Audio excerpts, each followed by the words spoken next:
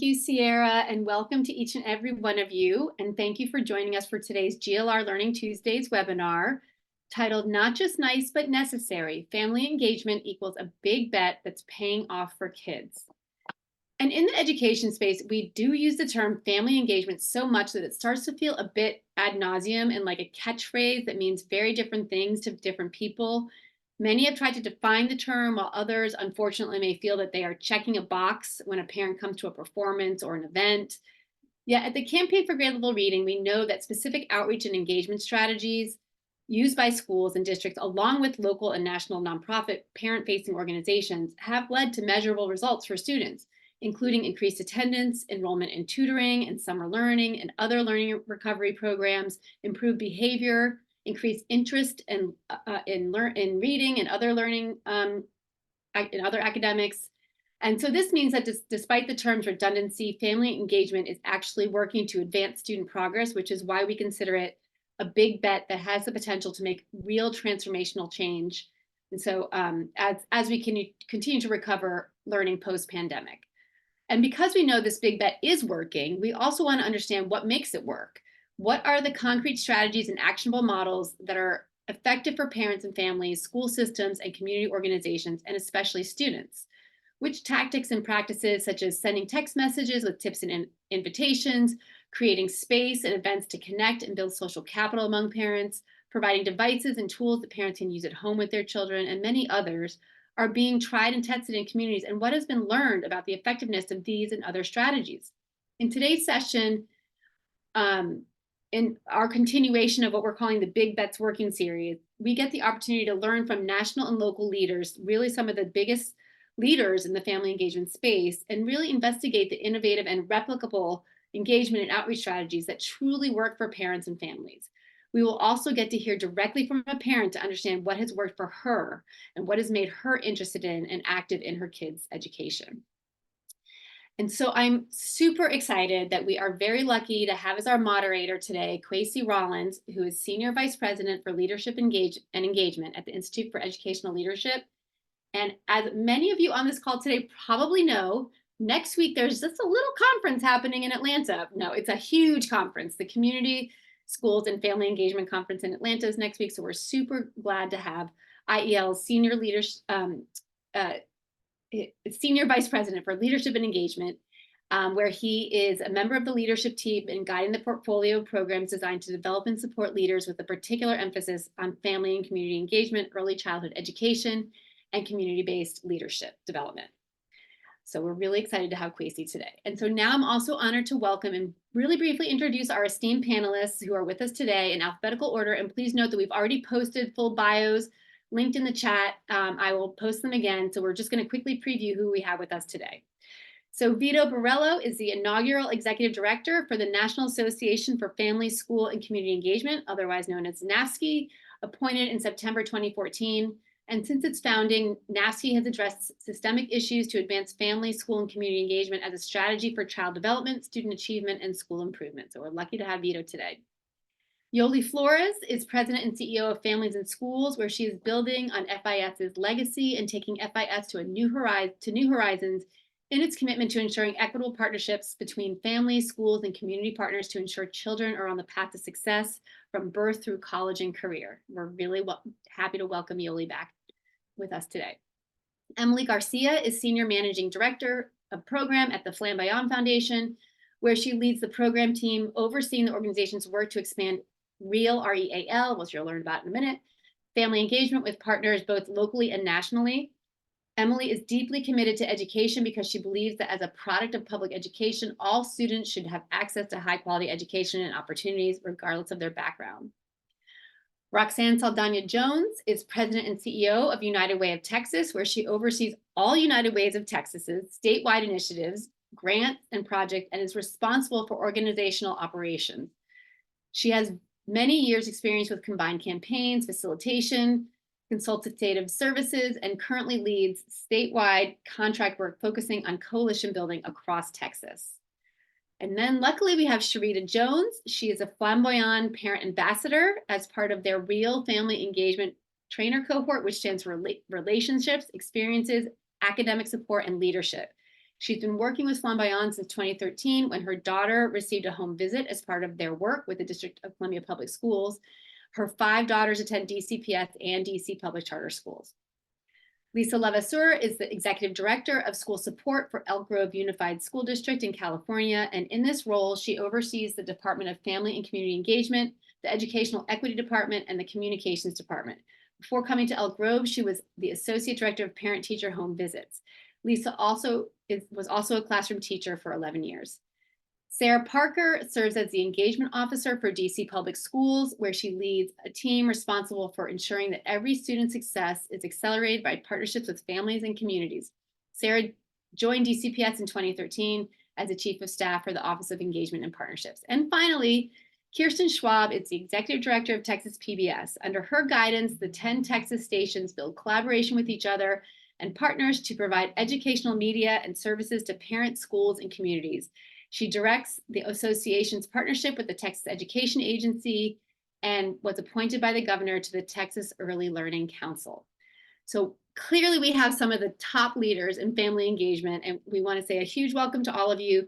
We look forward to engaging with and learning from you. And now I am super excited to turn it over to Kwesi to get our conversation going.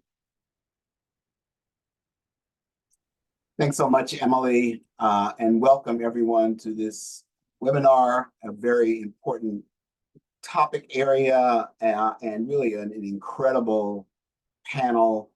Just to give you a little bit of backdrop, in my role at IEL, we deeply believe that good family and community engagement happens and is sustained when there are intentional systems and structures in place aligned with community-wide and academic priorities.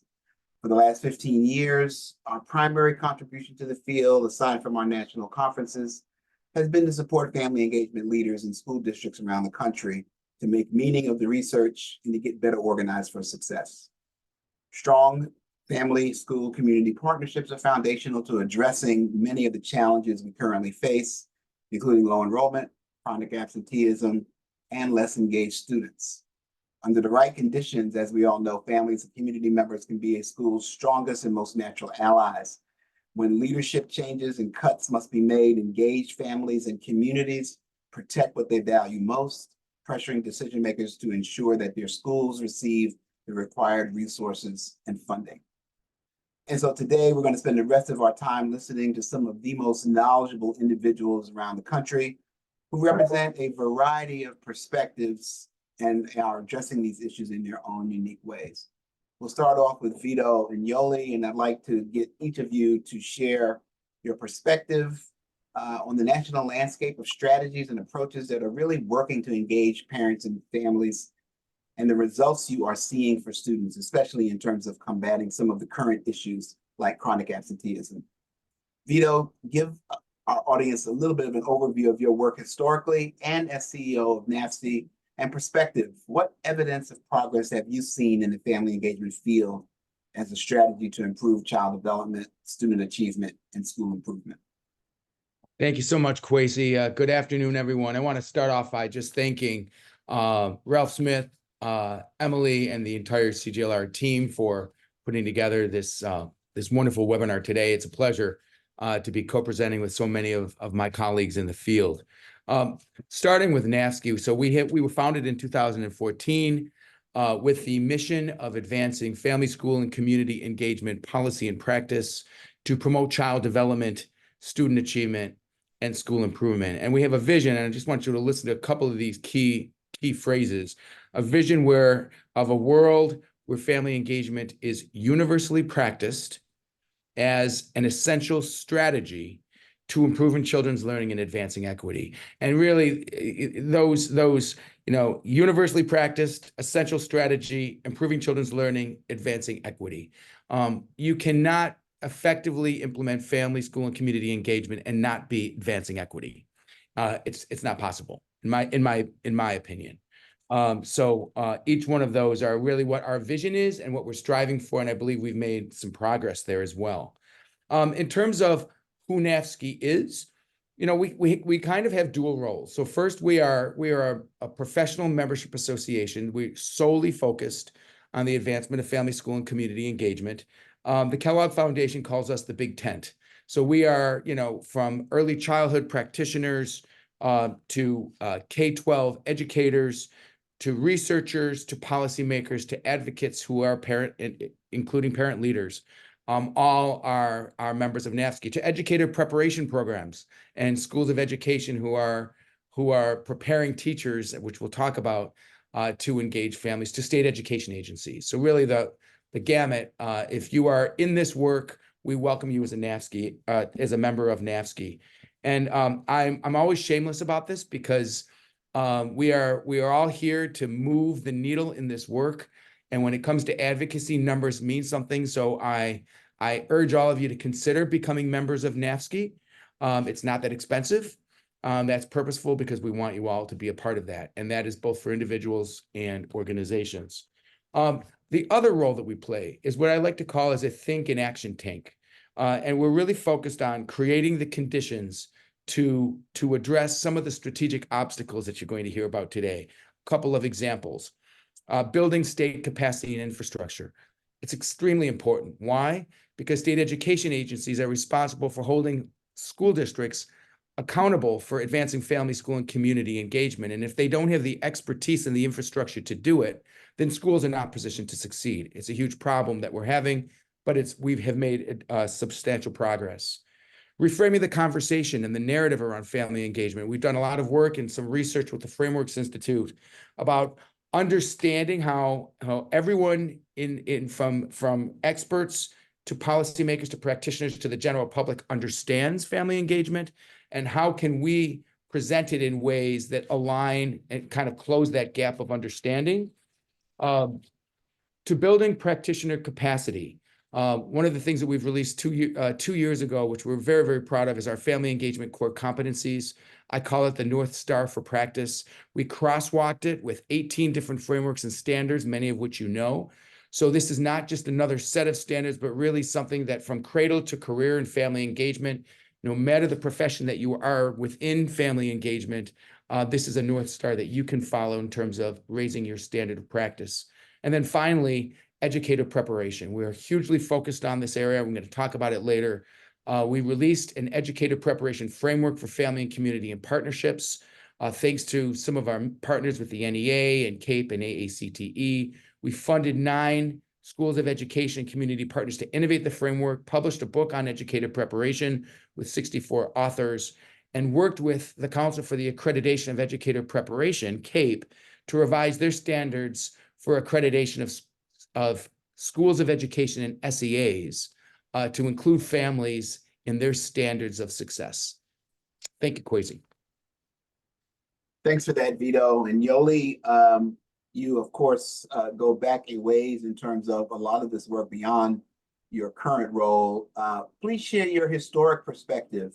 What have you seen over the years? And also from the vantage point of your current role as CEO of Families in Schools. You've said that in California, communities are flipping our understanding of family engagement. Tell us what this means and how the systems work that we've discussed is influencing practice.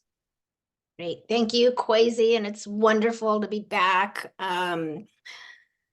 This journey on family engagement has been a very long one for me, as you indicated, Kwesi, including my time with the Campaign for Grade Level Reading, and specifically anchoring my work to support the GLR communities around student parent success and family engagement. So it's great to be back, and thank you for having me be part of such a stellar panel. Let me just say a little bit about Families in Schools. Families in Schools is a LA-based nonprofit that launched in 2000, so it's about 25 years old.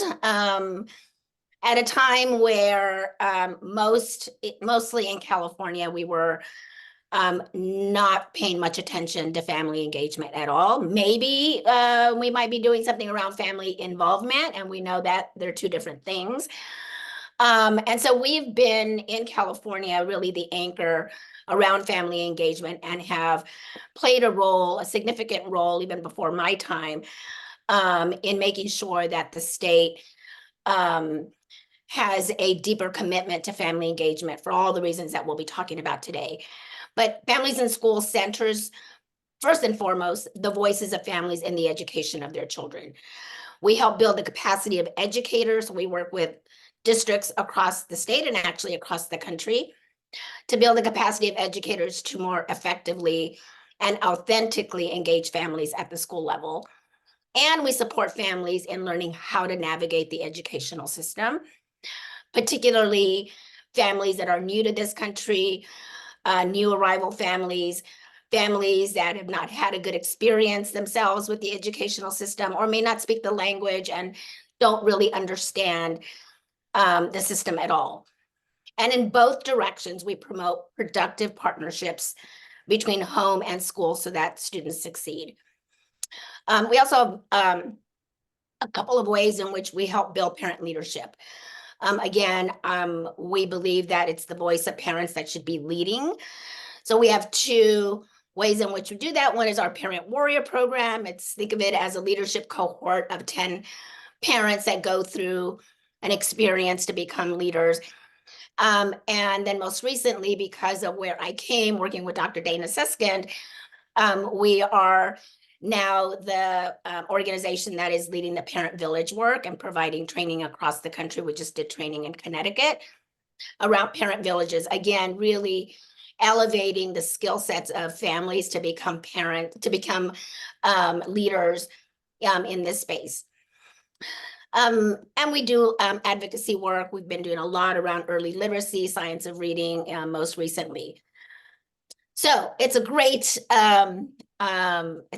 time for families and schools. We continue to grow and expand and be part of this question that you just asked me about how families are really flipping the conversation themselves about what family engagement means. And so it's no longer about just attending another workshop or another event. Now, those are important. We offer many workshops ourselves.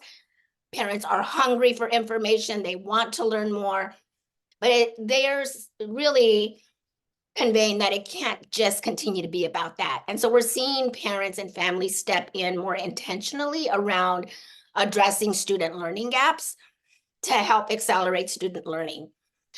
And I'm referring to two examples that I can share. One is in Oakland, and we've had, I think, GLR Learning Tuesdays has had Oakland Reach share their work. But in Oakland Reach, parents are learning how to be tutors as they work to close gaps and address learning loss from the pandemic. And then there's a link in the chat that you'll see so that you can learn more about their work, which they call the Liberator model. But that's a beautiful example of how parents are taking up their own leadership and partnering with schools to address some of the learning gaps. We also are seeing in California, parents being tapped to become teachers. So we've got over 100 parents in Los Angeles that are going through a training to become teachers or teachers' aides. So families are seeing themselves rightly as high value in the education of children. And then the last example, in California, we have what's called the local control funding formula, which means that districts across the state are able to have funding more equitable for students.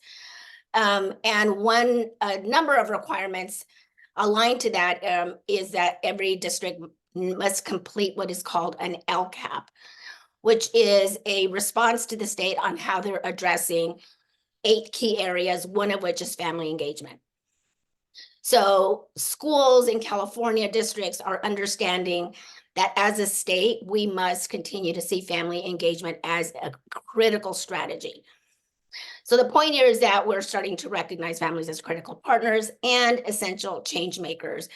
And I'll end with this on this portion of your question, that with that, we still have to do more. What we are experiencing is, and this is through our work with the Community Engagement Initiative, the statewide initiative, $100 million that the legislature put into building the capacity of school systems specifically around family and community engagement. What we're hearing and experiencing is that there is still a misconception about what family engagement is. A big aha as we brought cohorts of districts together when Dr. Karen Mapp came out to California, was that it is a strategy. It is not an end in and of itself, but it is a strategy toward improved student outcomes and so much more that we're going to talk about in just a little bit. And then the second is that it's, again, not about another workshop. This at the core is about building relational trust with every family who has a child in that school system.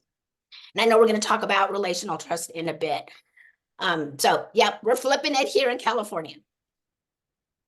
Well, and in this case, the flip is good. So thanks for that, Yoli and Vito. And I think, you know, having known you both for quite some time, one of the benefits of longevity is that it does give you perspective.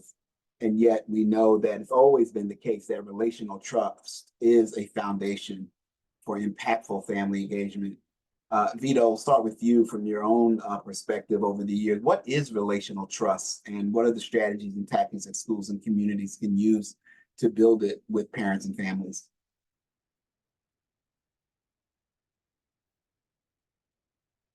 You're on mute, Vito. No, you're on mute. Sorry about that. Thank you for that, Kwesi. Relational trust is absolutely foundational to family engagement. I mean, we so often focus on the tactics. That's been one of the challenges. And without this foundation, we will be minimally effective at engaging families in the way that we hope to, which is as partners. To me, it starts with meeting families where they are, literally and figuratively, meeting them where they are. And that could mean going to their homes. We know parent-teacher home visit program is a perfect example of that. We're working to help colleges better prepare teachers to engage families in ways that meet them where they are. And then secondly, imagine if family engagement started with teachers understanding their student through the lens of a family. We talk about all these tactics, parent-teacher conferences, going to various events, better understanding report cards. But if the first thing that a teacher did before the school year began was to meet a family with the sole opportunity to better understand their future student through the lens of their family.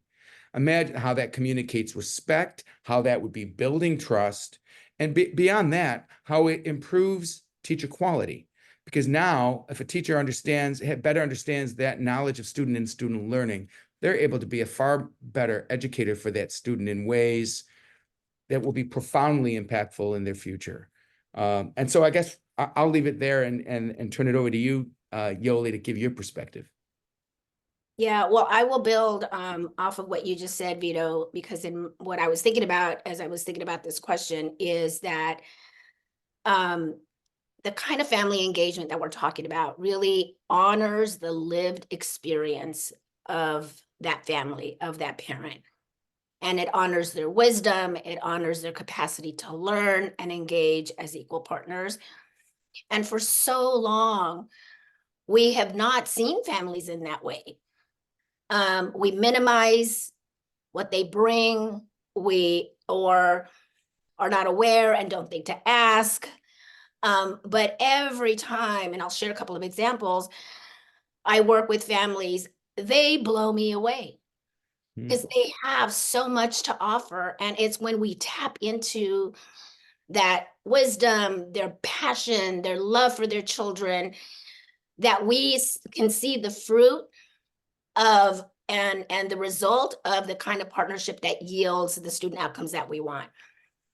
So just recently, we have, to give a couple of examples on this, Families in Schools has been sponsoring in partnership with the LA Unified School District a series of community sessions throughout the region on early literacy, on science of reading, on how children learn, on foundational skills. And we have brought them together in a very engaging way. And so it's not just, we do have this fabulous partner, Dr. Rebecca Palacios, first Latina inducted into the Teacher Hall of Fame. I brag about it for her. And what we see when we bring these sessions together and give space for parents to work and engage with each other is that they have most of the time all the answers. They really need the space and us to honor that you give them new information and they know what to do with it, or they're able to say, hey, I did that in my country. It looked different. The words were different, but here's how we could do it here. And here's now what I've learned that I can apply at home, and here's how I can do it. And they share with each other.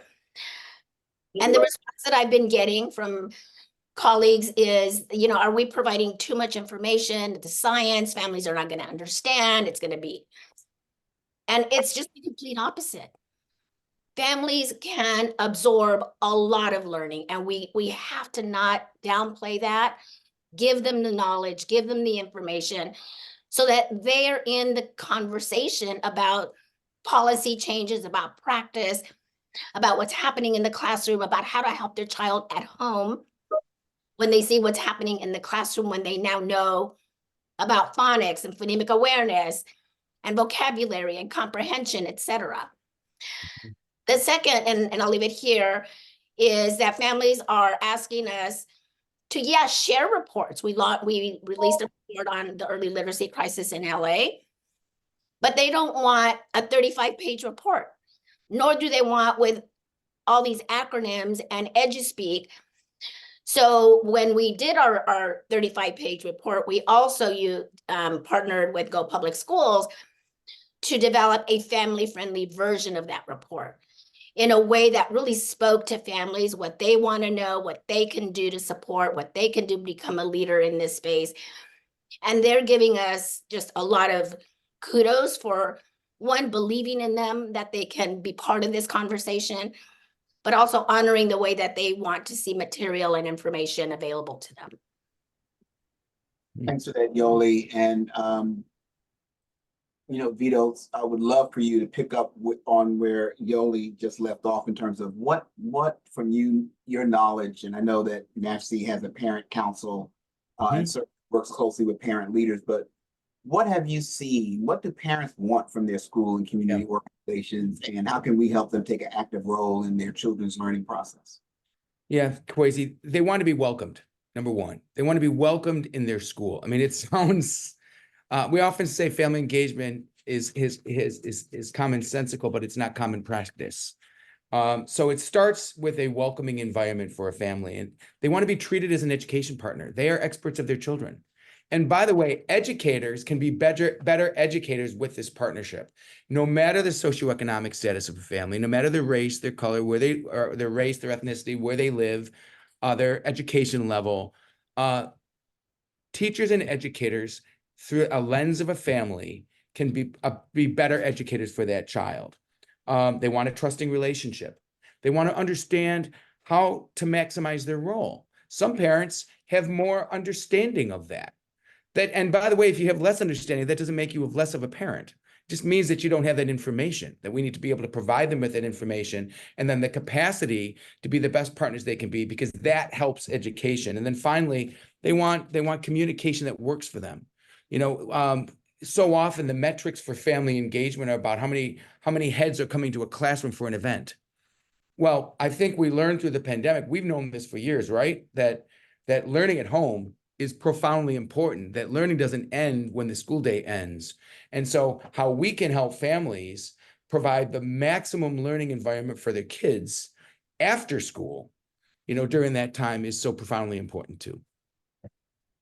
So we only have a couple of minutes left before we pivot to the next segment. So I want to split questions up. Yoli, say a little bit about what are some of the common problems of practice and challenges that you've seen, and what solutions are working. And then Vito, I'll leave a last question to you. Yeah. It's a different answer depending on who you ask, because the problem of practice for the school system is different than the problem of practice for a parent. So on the education system side, a big problem of practice is the school culture and the mindsets that we've been talking about here. And one way to address that, and some of us have been doing this, is really partnering with some of these school systems, do focus groups. We bring parents, students, teachers, administrators together to assess strengths and opportunities. Home visits is another way of really kind of shifting mindsets, because when a teacher can put him or herself in the shoes of a parent and see what's happening at home, it shifts mindsets. And we know from the work of Flamboyant and others that impact is pretty great when you're able to step in a parent's shoes and see what's happening. Another problem of practice for a number of school systems is just, really lack of time for family engagement capacity building. We know that especially in small rural districts, individuals play multiple roles. They don't have time to go to a training or a workshop or be part of a cohort to really learn how to implement high impact family engagement strategies. So one solution, which the California Collaborative for Educational Excellence and us and other organizations develop, are some online modules. We're going to put that in the chat as well, because you could do that anytime. It's asynchronous, and there are other ways that we can bring learning to LEAs on high impact family engagement strategies.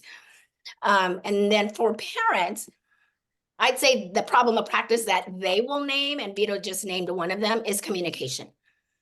They want two-way communication. They want communication that is relevant. They either get too much information that is not relevant or not the information that they need to help their child. And so there's a lot of parents feeling overwhelmed by the either lack of communication or overwhelmed by communication that isn't helpful. And then for many families, I saw a note in the chat, whether we were just talking about immigrant families, talking about low-income families, all low-income families. A big problem is lack of resources for the tools that kids need. In this day and age, it's a lot about digital access, technology, and we can talk about this a little later, but a lot of schools are now about to end the providing of tablets or computers to schools, no longer have free Wi-Fi for some areas. And so that will create, again, a disproportionate impact on low-income families who may not have the resources to provide students what they need. And that's a big, important role for school systems within the family engagement space. So Vito, 30 seconds, because we're already Yep. in the segment, but tell me, and I know you can do this, what's the most valuable result that comes from intentional family engagement efforts? Well, let me do this in 30 seconds. Let me just say one thing first before I go there, and that is, in my opinion, there's nothing more important than preparing educators to engage families before they enter the classroom. Teachers become principals, principals become superintendents, superintendents become state commissioners, and state commissioners become secretaries of education. And I understand there's far more of a career path than that. But the point is, at nowhere along that career path have they truly been engaged to prepare to engage families as partners in their child's education. So that piece is profoundly important. And when that happens in a way that is systemic and strategic, and we are determined and committed to making that happen, and we're seeing a huge progress in that area, then the valuable result that you're asking, first, students succeed, number one. Second, teachers are more likely to stay in the profession. The research is clear. The shortage of teachers, one of the main reasons why, is their lack of connection to family and community. And so that's a huge piece. Schools improve because of that partnership. And then ultimately, I thought I'd close with Karen and Ann's wonderful book through Scholastic, and then everyone wins. Thanks so much, Vito. That was really good, and almost to the second. 30 seconds is a lot of pressure. So we're going to pivot, and we're going to hear from the rest of our panel to continue this discussion of strategies that are really impactful for high impact family and community engagement. So we're going to bring a wonderful panel of leaders. They've already been introduced with direct experience in local districts and communities and at the state level to learn more about how they've made it happen, and also how they've been able to successfully partner with parents and families and provide them with the information and resources they need to advance their children's learning.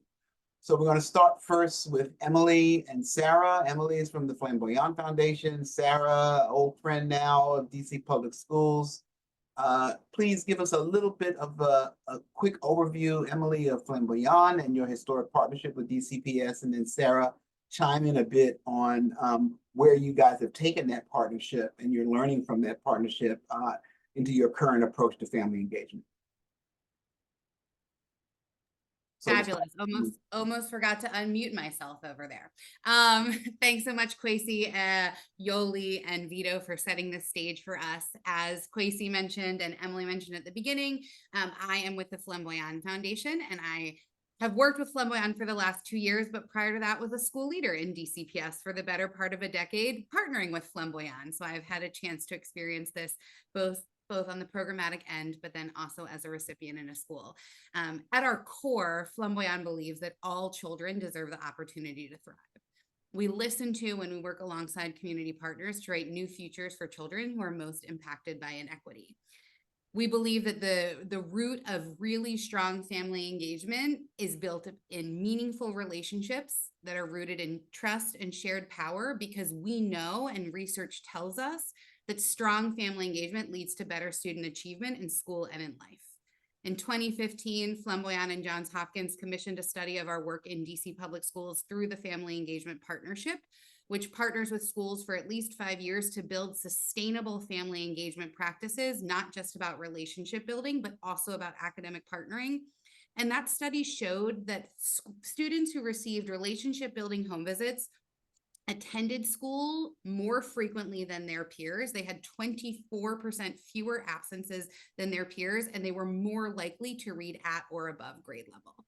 And so we know that this work is incredibly important from a relational trust perspective. We also know that this work has outcomes for students. And so I'll turn it over to you, Sarah, and then we can chat a little bit more about what we get to do together. Thank you. Thanks so much for welcoming us here today, and for allowing Emily and I to share a little bit more about our beautiful partnership in DC.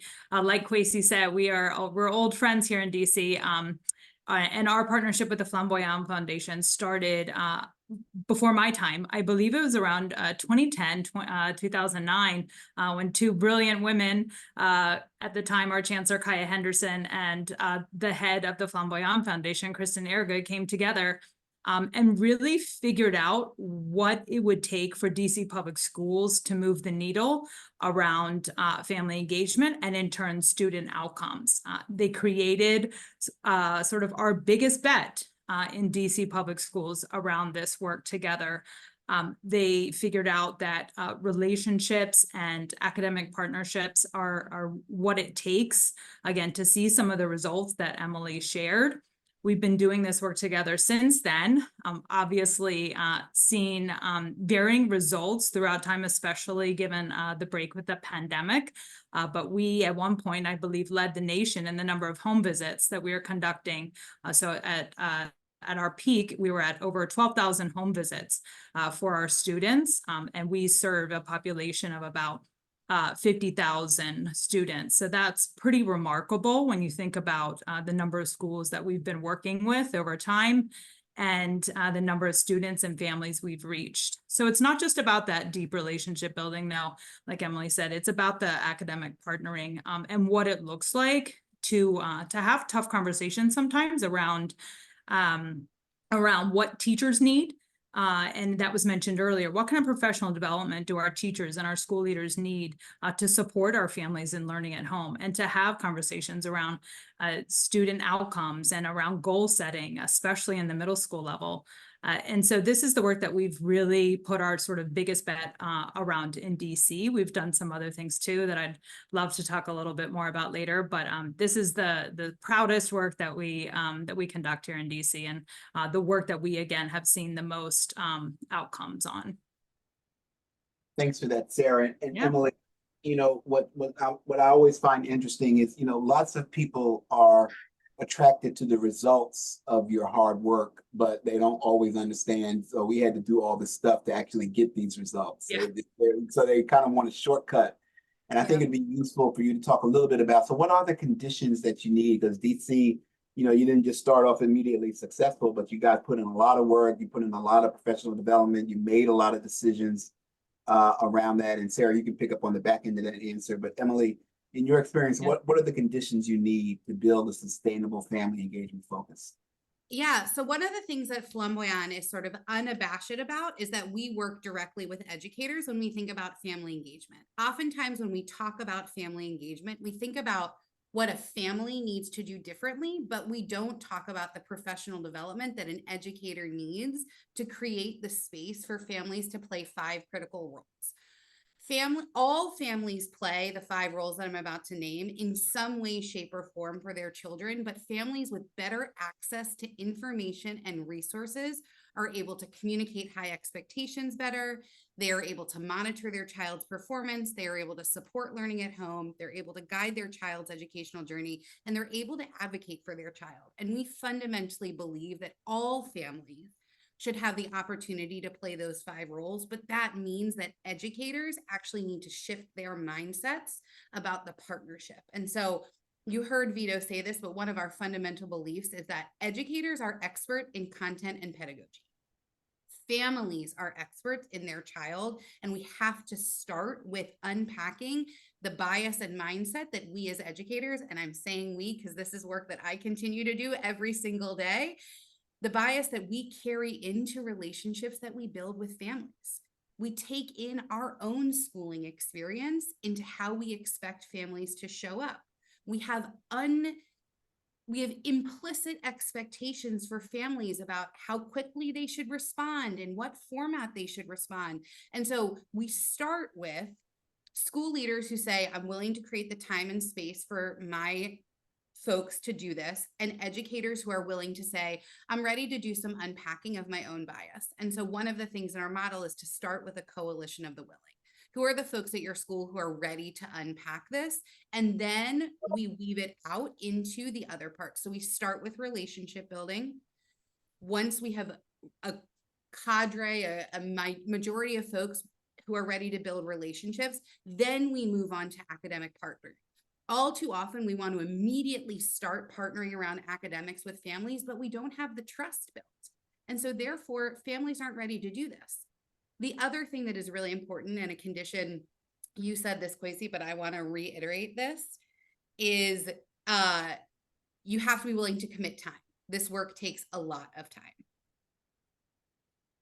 So thanks for that. And Sarah, I'll come back to you because I want to make sure we have enough time to get into some of our other examples. And so we're going to shift to a different part of the country. Roxanne and Kirsten headed toward Texas. Roxanne, share a little bit about the United Way's work across the state to support family engagement, as well as your partnership with Texas PBS. And then we'll hear from Kirsten, who's at Texas PBS. Great, thank you. Welcome to the West. So great to be on with so many like-minded individuals, and like everything that's been said already, I'm just over here clapping my hands, and I see hands clapping in the chat box too. Thank you for joining us this afternoon.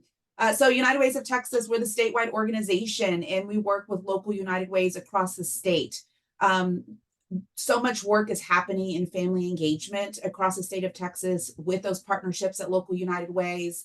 I know that you all very likely already, have ongoing partnerships with your United Ways or involved with them on some level. And that really works so well. The work that United Way is doing, they're focused in so many different areas, in the areas of education, health, financial stability, all interlaced with family engagement. But that work is all unique to each individual community. There's no top-down approach, and that's what makes it work so well. They focus on that relational trust that was talked about earlier. It's built over time through those respected and valued interactions. And United Way, being a long-standing trusted organization in so many communities, makes it primed to be a convener, to be a place that the individuals trust and can go to for information, for engagement tools, for the support that the families need. And United Ways are doing that in a lot of different ways. Again, really kind of meeting their communities where they are and doing what's working best for that individual community. But that also looks, just generally speaking, looks like helping families with children be more financially stable, through individual work around workforce development, working with business, working with different economic focus areas and stakeholders. Also supporting multi-generational families. You know, 2-gen work is a really big area for United Ways, and that's a different and unique type of meeting them where they are when there's multi-generations in one household. So again, going back to building that trust. So generations are working with those individual communities and can really trust in the support that's coming to them through that, and to help promote that family engagement. Really looking at family engagement from an education success, but from the bookend. So not only early education, but the high school education, graduation, as well as everything in between, including out of school time. So really kind of focusing in all areas of that educational success and when they're trying to focus on overall family engagement.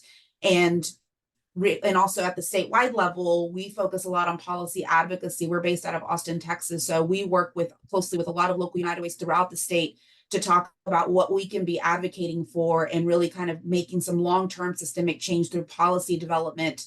And it's a bit of an uphill battle sometimes, I'm sure, as it is in every state, but particularly in Texas sometimes. But having that strong focus on policy and advocacy so we can have some long-term systemic change when we're talking about systemic family engagement opportunities through local community, through partnerships, and what that looks like. And we've done all of that through, a lot of that is also happening through our partnership with Texas PBS. United Ways of Texas and Texas PBS sat down what feels like probably a decade ago and really saw a gap, a need to break down some of these silos. Texas is a big state. We've got 254 counties. It's really big. It's like 5 little states all within one with different cultures and communities broken up. And so a lot of amazing work was being done. And we felt as coming together as 2 key partners to help break down the silos and elevate the work that was happening around family engagement and to harness it in a new way that's tech friendly, that meets them where they are, to help promote and support all the work that was happening, not only with United Ways, but PBS communities as well. Excellent. And Kirsten? Yeah, thank you. Texas PBS, a lot of PBS affiliates around the country. I'm not sure they're all doing what you're doing. Thank you. Well, so this dates back to Fred Rogers. I think most of you are familiar with Fred Rogers and Mr. Rogers' Neighborhood. And one of the things he told families was that you are important, you're special.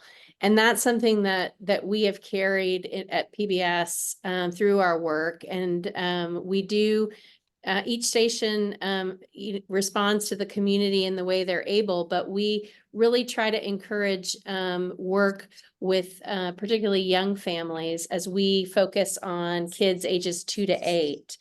The project that we wanted to talk a little bit about today, that Roxanne and I have been a part of, is a service that's called Bright by Text. It started in Denver, Colorado, and was part of a home visiting strategy.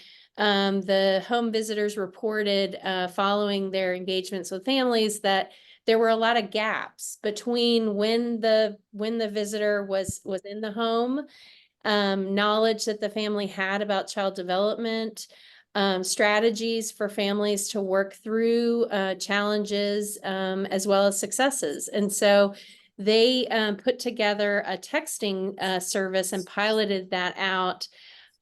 Texas was one of the first states to embrace this. And through our work with United Ways of Texas, we've built a sizable strategy that combines the work of local communities, United Ways, PBS stations, community organizations that are front facing with families. And our real strategy, I love the term that Jolie used around building relational trust for families that are raising young children. There needs to be considerable information provided to help them understand their role. And as everyone said here, understanding that you can be your child's advocate even before you get into the school setting is really important, because there are a number of community organizations, community systems that you have to be your child's advocate. So what we really try to do with this texting program is empower families to feel that they are their child's advocate, to feel that they are their child's teacher, and that they do know their child best, and that those are strengths that are important throughout the community, but also in the education system. So, so those are some of the things we focus on with Bright by Text. So I'm going to actually stick with you, Kirsten. So tell us a little bit, or you may be able to answer this, Roxanne. What do parents say about Bright by Text, and how are they using it? Yes, I'll take that. So we survey parents. The way that the system works is that we provide 2 to 3 messages each week by text to parents. Parents opt in for this service, so they are fully aware of the program.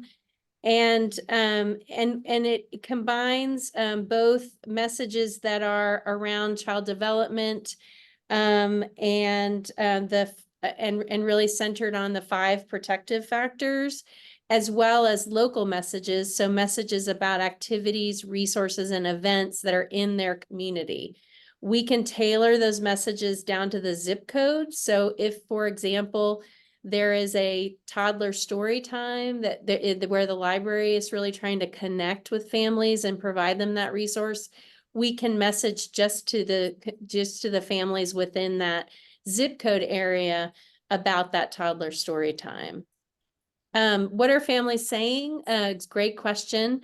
We survey the parents within the first 30 days of their joining Bright by Text to sort of better understand what they're hoping to achieve with the service, and also to align what we're doing with what their expectations are.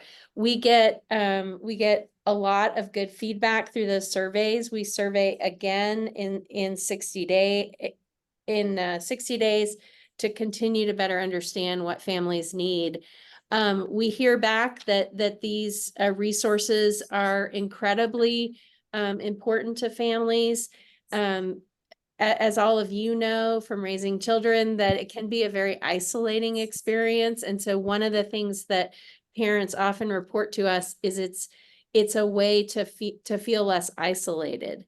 And so we hear that children, metrics around children's success. We hear messages around activities that parents did that they didn't realize were really important for young children, such as reading in the evening, providing outdoor time, and a whole host of things. So those are some of the things we hear from parents.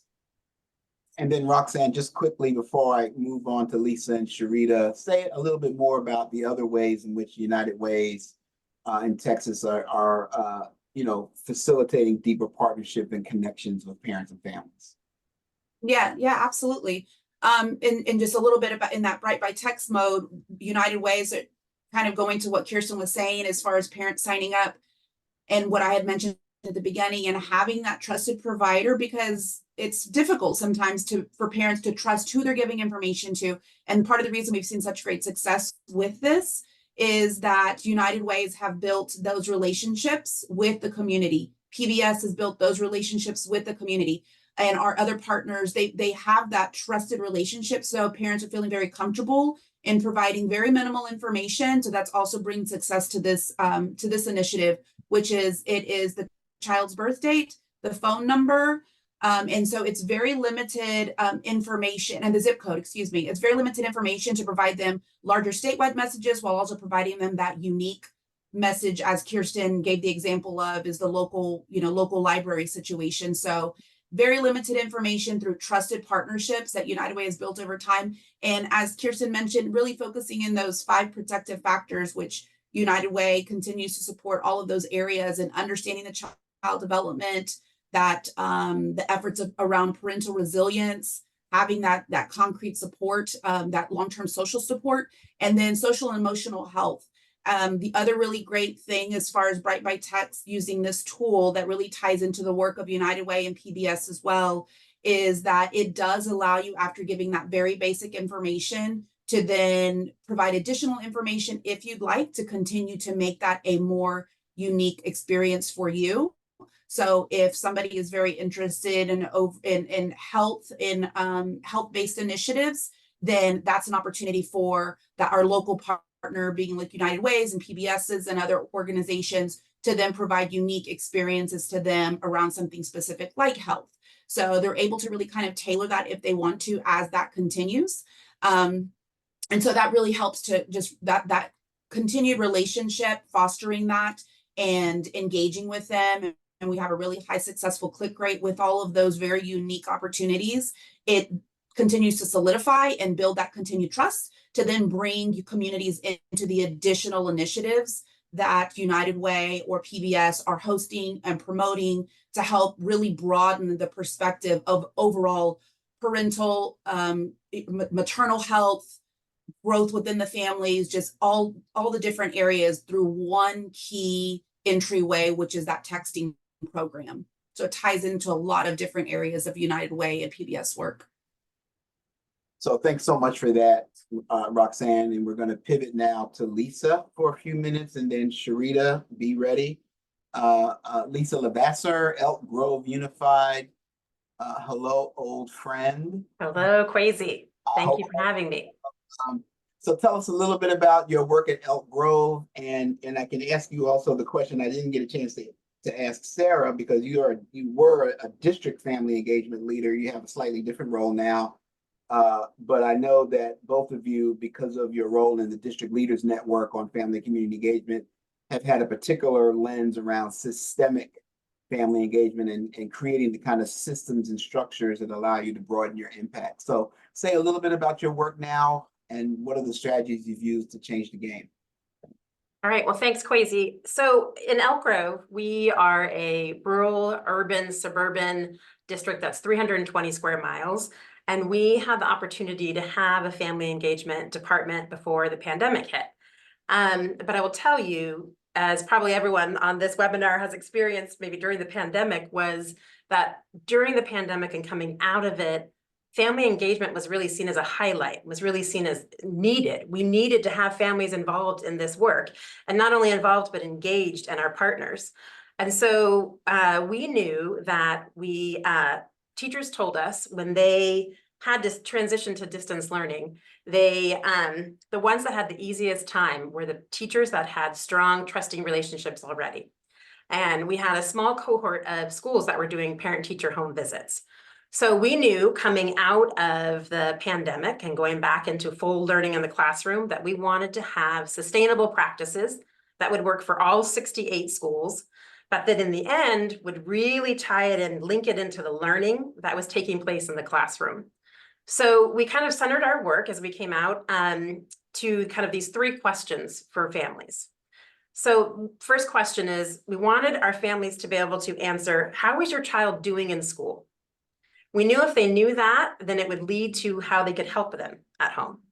The second question we wanted our families to be able to answer was, what essential skills do they need to learn this school year? So many families didn't know some of the essential key foundational skills that their kids needed to learn. And then finally, the third question that really framed our work was, how can I, as the primary caregiver, help my child at home with the learning that's happening in school? What can I do to make sure that my child, is successful back at school?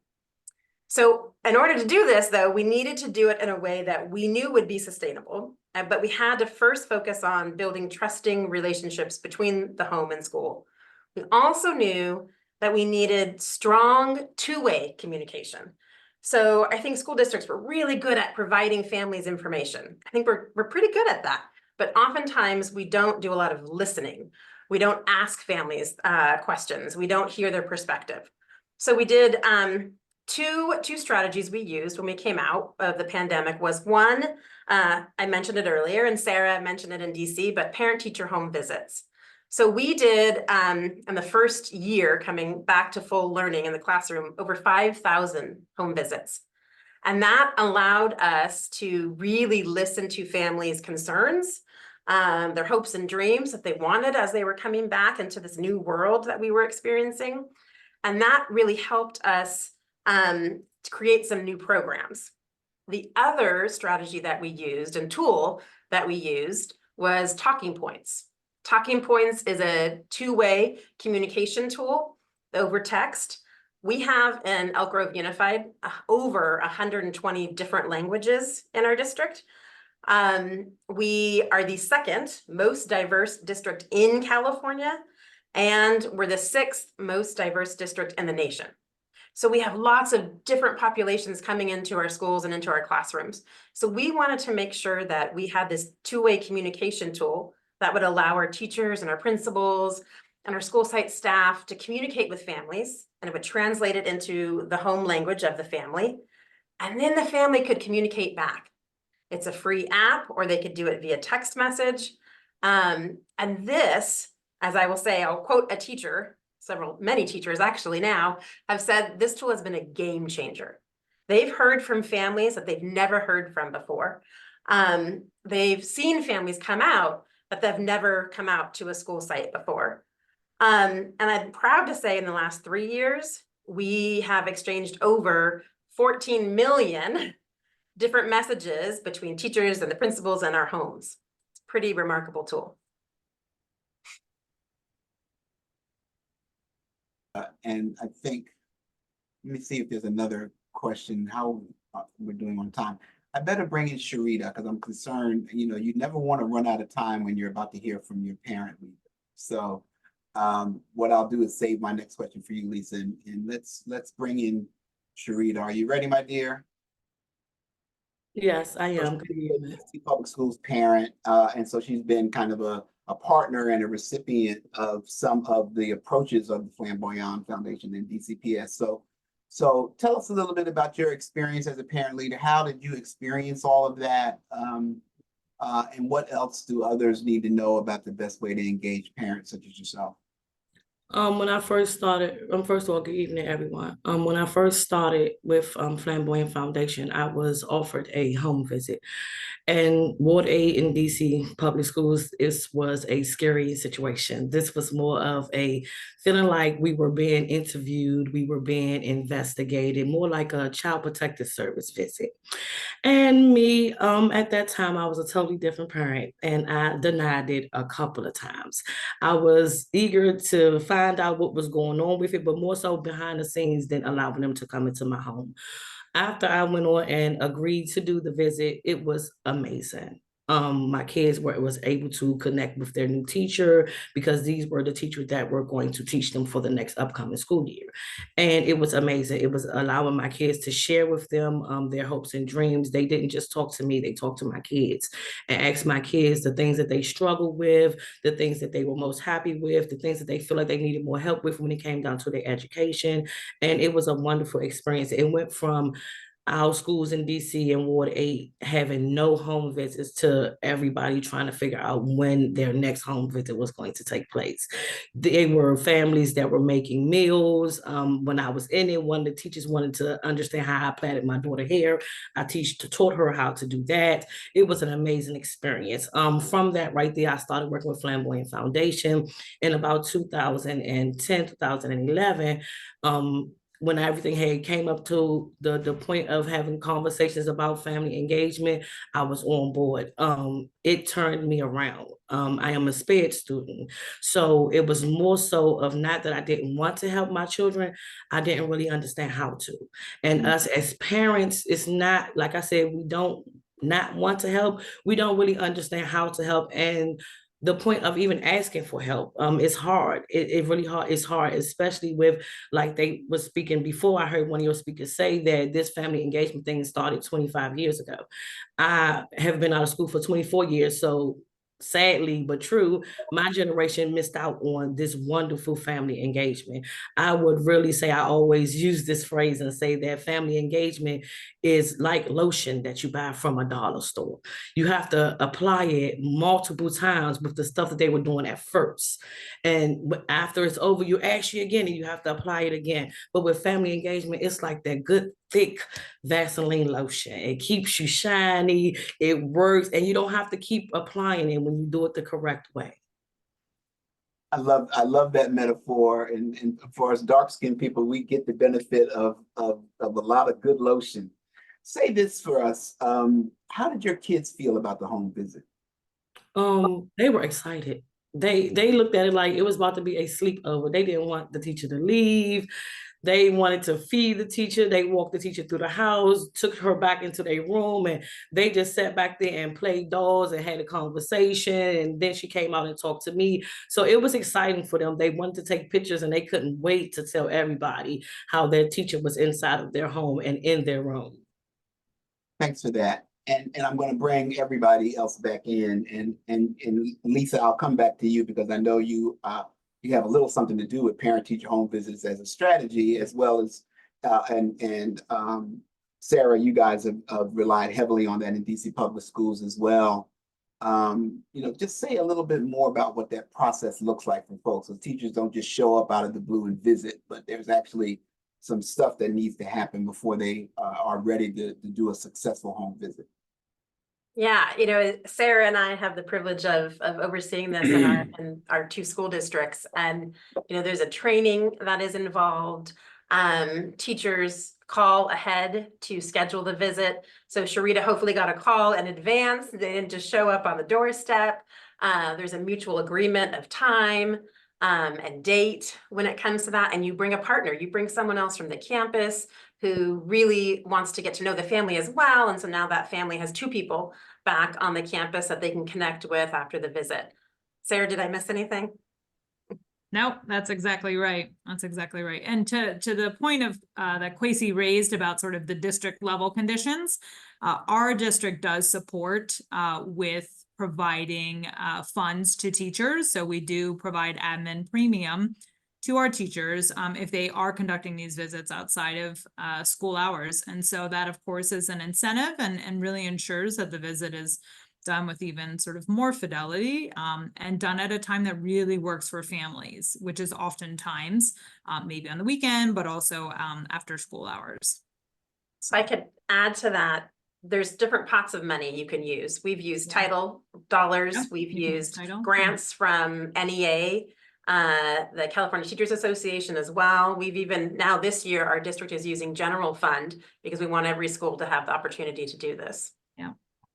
So thanks. Before we go to a few Q&A from the audience and encourage you guys to, if you haven't asked your question, use the Q&A function. I do want to circle back, Roxanne and Kirsten. There was a couple of questions about write by text. I guess, a lot of folks are curious about how it compares to other models. And so we're not going to go down that rabbit hole per se, but how easy is it for parents to access and use it? Is there a cost associated with it, et cetera? Yeah, so it's 100% free to families and caregivers. We find not just parents, but also other members of the family and even teachers access the content. And as Roxanne said, we have a number of opt-in content areas such as Bond, which is associated with the early infancy period and prenatal. That helps parents understand the importance and significance of bonding with children early on, and provides a whole lot of education around child development. And you asked kind of what parents are saying, so I stumbled around to try to get some more data for you all. But in one of our latest Texas surveys, we found 87% tried out a learning activity based on a text they received. 77% reported playing with their child.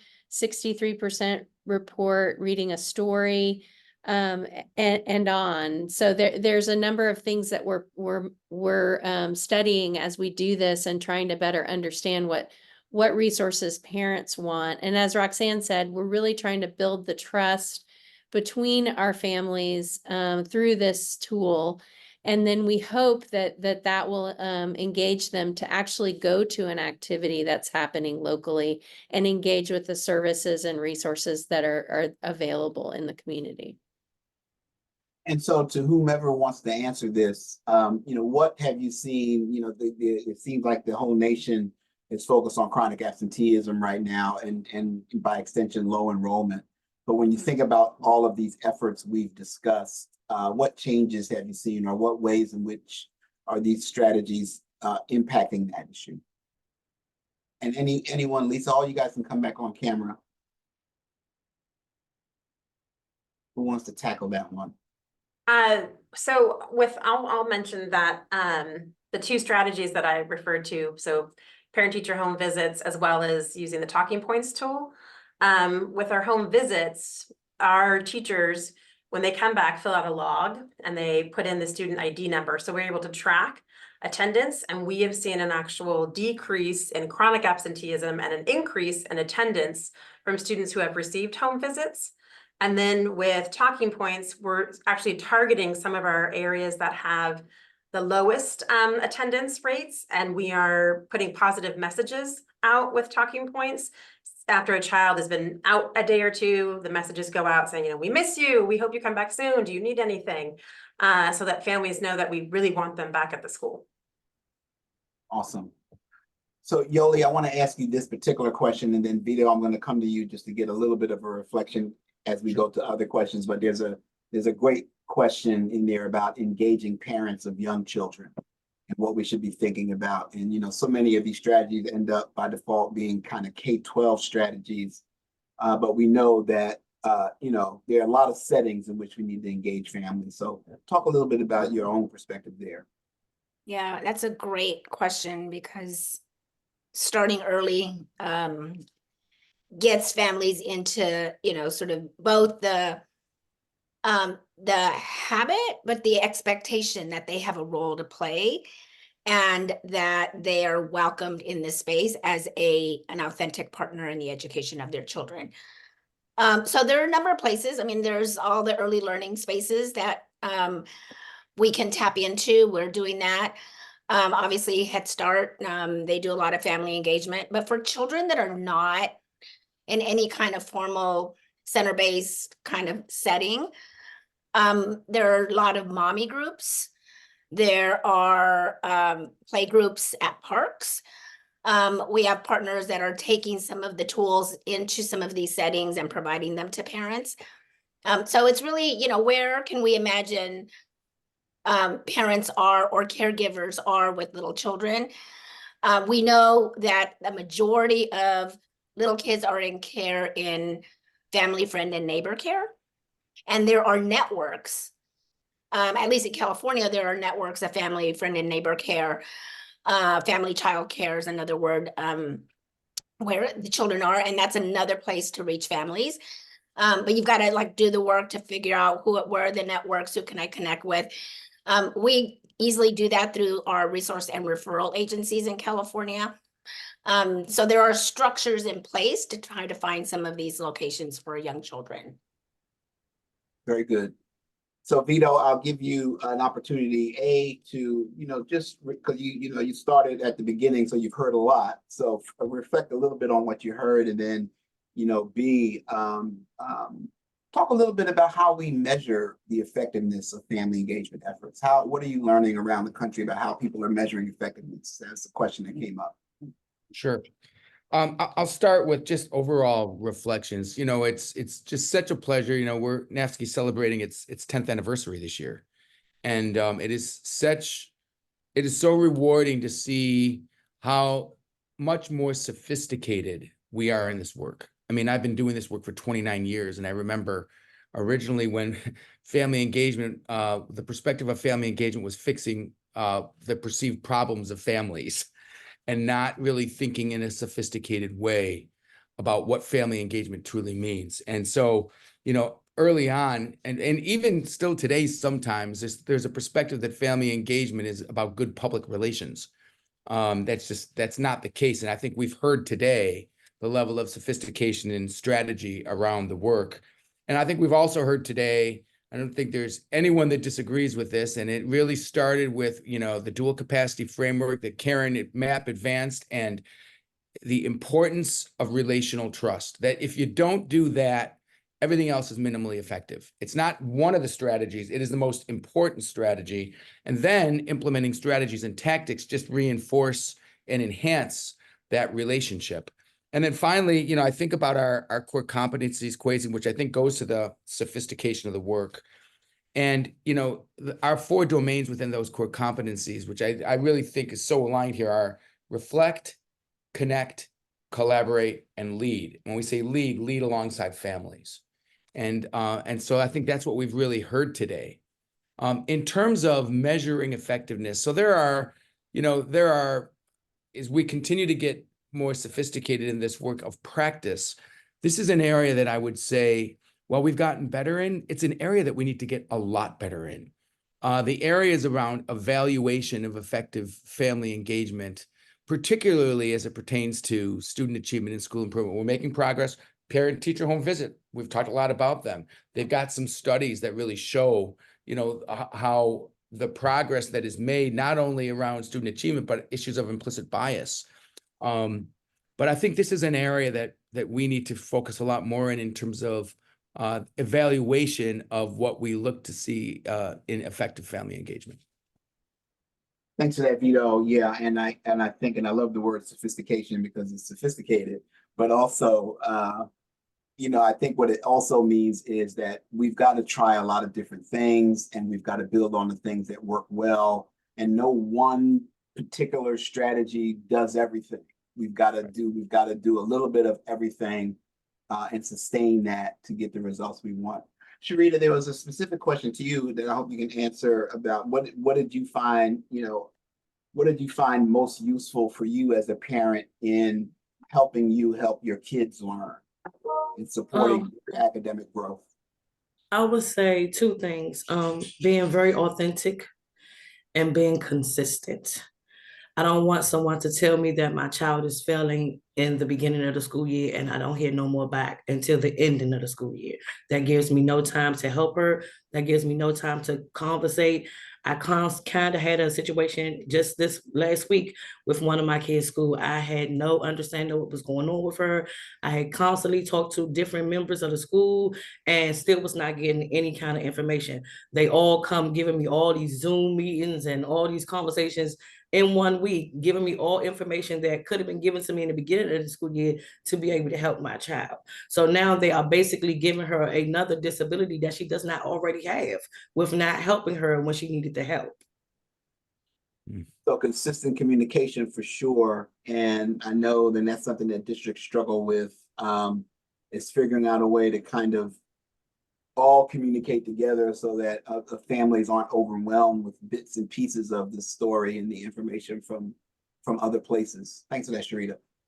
Great question about father engagement. What do we, who wants to tackle that one? We know it's a good idea to engage fathers. Vito, go for it. Yeah, thank you for that. I'm so happy to hear this this question come up because fathers are often forgotten around family engagement. In terms of the ways that we do it, understanding how many men respond to opportunities. And the research is very clear here. When fathers are engaged, their children are more academically successful. In fact, their daughters in particular are even more successful and academically when they're engaged. And so I think as a system, we have to be far more intentional on thinking about how we're engaging fathers. And by the way, that also includes non-custodial fathers. I remember a statistic early on that for non-custodial fathers, 2 out of 3 fathers are in the hospital room at the time that their significant other is delivering a child. That is an opportunity. That's a window of opportunity. So thinking about how we're engaging all fathers, and that doesn't stop at those that have custody, is really important around educating children. Thanks for that, Vito. Lisa and Sarah, maybe this question can go to you guys, and then I've got another one for the rest of the panel. But how are your districts helping educators work through implicit bias? Easy. It's an easy. I have an easy question for you. I was just typing an answer, but Sarah, you saw you unmuted. So yeah. No, I mean, I was just going to double down on some of what Emily said earlier. Obviously, in our work with the Flamboyant Foundation, we've been sort of unapologetic in the fact that this is a big part of what we tackle before, again, we send our educators and our staff to work with our families.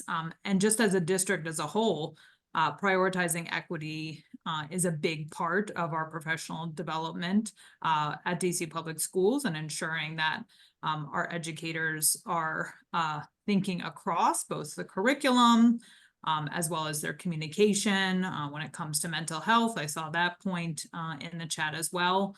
So DC Public Schools has definitely worked, and I'll drop our equity framework as a part of what I wanted to show, but it's definitely been a big priority for us, both from a race perspective, but also a cultural and linguistic perspective too. I'll just add, two things. One, as a teacher in the classroom, and then as, a school district leader, the best strategy that I have found in my time, 25 plus years, has been the home visit. It breaks down every barrier out there, especially when done in a positive way and done in a non-confrontational way of just getting to know the family and discussing hopes and dreams. And there's actual research. If you go onto the Parent Teacher Home Visit website, there's research that has been done around this very topic of implicit bias. But I want to say the home visits in our district allowed us that we needed to listen and learn more from our families of all sorts of different backgrounds. And so those home visits led to affinity groups in our district. We have a Black Families of Students United affinity group. We have an affinity group for Hispanic families. We've started a deaf and hard of hearing. So we wouldn't have started, I don't think, any of those if we didn't listen to our families and learn from them first. That's very, Well very, said. very helpful. Kirsten and Roxanne, two-part question that each of you can take. And we may be winding down, but so there are lots of PBS affiliates around the country, and certainly lots of United Ways. For folks that don't have the active partnerships with either of your entities, how do they connect to their local PBS affiliates and their United Way? What would you recommend? Well, our colleague from Bright by Text put her email in the chat. So if you do see that, if you wanted to engage with Bright by Text directly, you certainly are invited to. We find it to be really helpful. And in Texas, we have a state agency partner that's helping us to fund some of the technology costs. So certainly if you're in Texas, reach out to Roxanne or myself. And I'm a connector by nature. So you're welcome to reach out to me, even if you're in other parts of the country.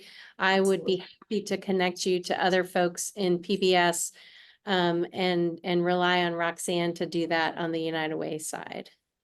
Absolutely. I'm dropping my email in the chat box right now. Even if you're outside of Texas, happy to. United Way, while we're across the nation and about 1,200 strong, we're also very local, unique to communities, and just ultimately believe that when families and communities are actively engaged, children, families, and those individual communities flourish. So happy to connect you to your local United Way. And as Kirsten said, happy to connect you to Bright by Text as well. Thanks for that. And as you can see, there's a poll up, so fill it out for those of you who can multitask. I think the last question, last word, I'm gonna give to Sharita before turning it back to Emily. There was a question, Sharita, folks are curious about. So what made you change your mind? You were hesitant about accepting a home visit at first. What was it that made you change your mind and agree to it? Actually, it was a teacher at Ketchum Elementary School, Mr. L. He already knew that at that time I was a very hostile parent and didn't really want to listen to nothing that nobody said. And at that point, I felt like these kids are your problem during the week. Do not call me, and I will not call you on the weekend. But after that, we ended up conversating about it, and he was like, "You scaring this teacher." It was a new teacher, and he's like, "You're scaring this teacher. Please do this visit." And I did the visit. And when I tell you, after I did the visit, I was so happy from the visit. It was really, really good. I love family engagement. That's awesome. So there's a lot packed into that. So we had another teacher that advocated and understood the importance of the strategy and used his access to you to convince you to try, and you trusted him enough to try, and then everybody benefited at the end. And that feels like the perfect note to end on. Emily, why don't I turn it back over to you and let you thank everybody, and a shout out, great thanks to Emily and the Campaign for Grade Level Reading staff for pulling together and doing all the behind the scenes work for this wonderful webinar. This has been such an incredible discussion. Kwesi, you are a pro facilitator. We had so many speakers here today. I honestly really feel like I got to learn from each one of you. Like I really, really got something from every single one of you. So thank you, thank you, thank you.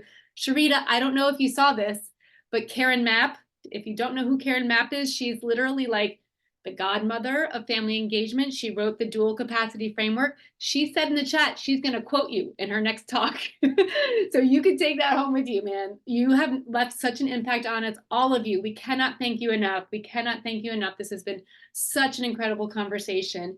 And we do just want to remind you of a couple of upcoming webinars that we have in the coming weeks, but then also, you know, we talked a lot about parent-teacher home visits today. Our session on June 18th is going to feature the executive director of parent-teacher home visits and one of their actually from Lisa's school district. I don't know if Lisa even knows this yet, but Nancy Lopez, who is a local trainer. So she's training teachers on doing the parent-teacher home visit. So please join us again. I will post the registration in the chat again. So please join us. It's going to be another great session. Today was awesome. And then a reminder to please come back and join us for GLR Week 2. It's going to be a series of plenaries, two every day. So if you enjoyed this, please come back and join us again. And I will again post the link to the June 18th session in the chat right now. And we will say thank you again and again to all of you. I'm sorry if we didn't get to your question. There's a lot of really excellent questions from our audience today. So apologies if we didn't get to it, but I know our speakers were furiously typing in responses. So thank you for that as well. And thanks to all of you. And please do join us again and have a great evening, everybody. Bye-bye.